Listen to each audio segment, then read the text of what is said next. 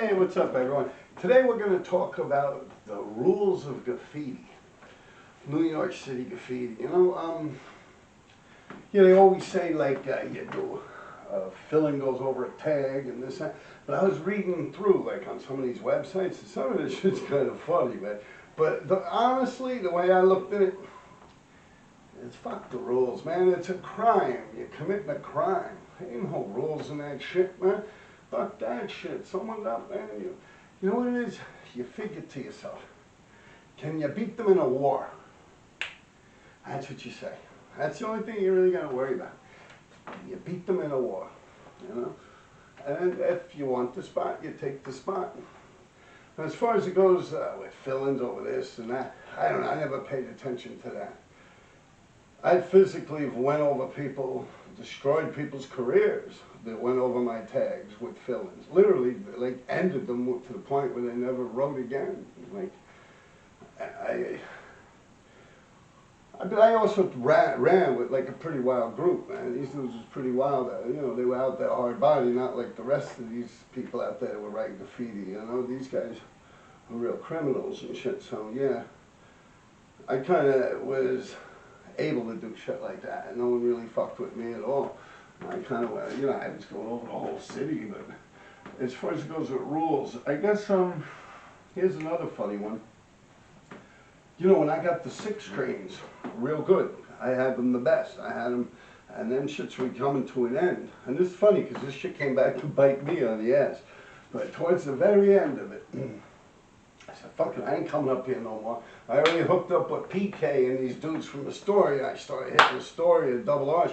Before that, I was just hitting the 6s and the D's and shit I knew about, until I bumped into PK and I was saying, PK. Yeah, this was going back. One day we'll get him on here and we'll talk about how I met him. That shit was funny. But, yeah, honestly, I'd go up to the 6s. Now, getting back to the rules, when writing on the insides of the 6s, you're not supposed to rip down the paper posters, like the Newport posters, the advertisement posters.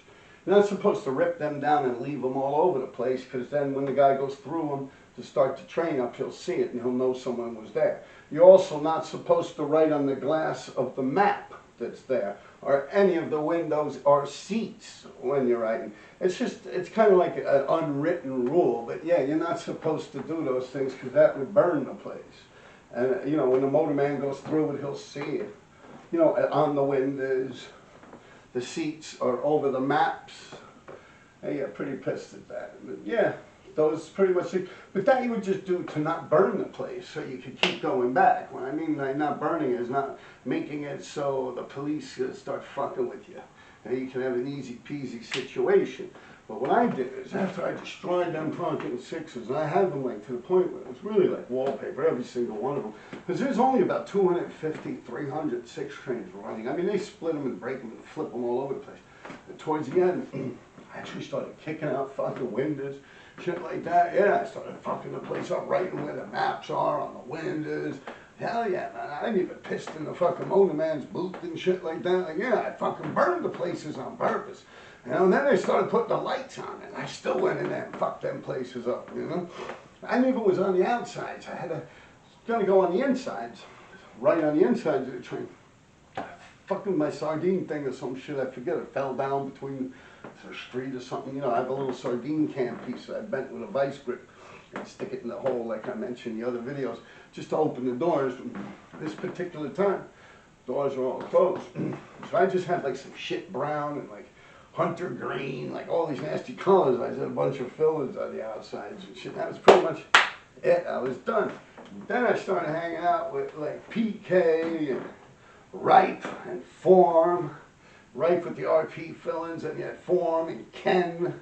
A lot of these Astoria cats, and that's also why I started hanging out a lot with Nash. He became my bomber partner for a hot minute, Nash 08. Yeah, man, we had some good times, man. I'm going to get into those on another day, but as far as it goes with the rules, I actually would fucking destroy them 6s and break windows and be a dick, just so it makes it hot, so no one else could fuck with it after me, and I could be hailed king, you know what I mean? Like, yeah, I do stupid shit like that. We used to fuck shit up. Like, yeah, but anyway, getting back to it.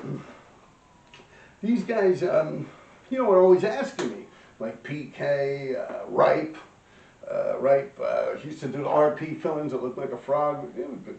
It was nice. But him, OA, Nash would be able to come on. Saya, my boy Saya, Say La Vie, yeah, Smalls. These guys, they'd be like, yo, come on, man, bring us his sixes, bring us his sixes and shit. I'd be like, you know, I ain't gonna tell them. I just cold fucking burnt the fuck out of that. But they felt like I was holding out on that shit, you know. So we brought them up there, man. We got, you know, I brought them up. I brought Cost up there once, Cost, KRT. Me and Form started getting up on a lot of them fucking things too up there. But yeah, it was burnt, man. We actually got caught up there once. That's one of the times I got caught. I got caught twice in my life for writing graffiti. And that's one of the times. I'll get into that some other time. Peace.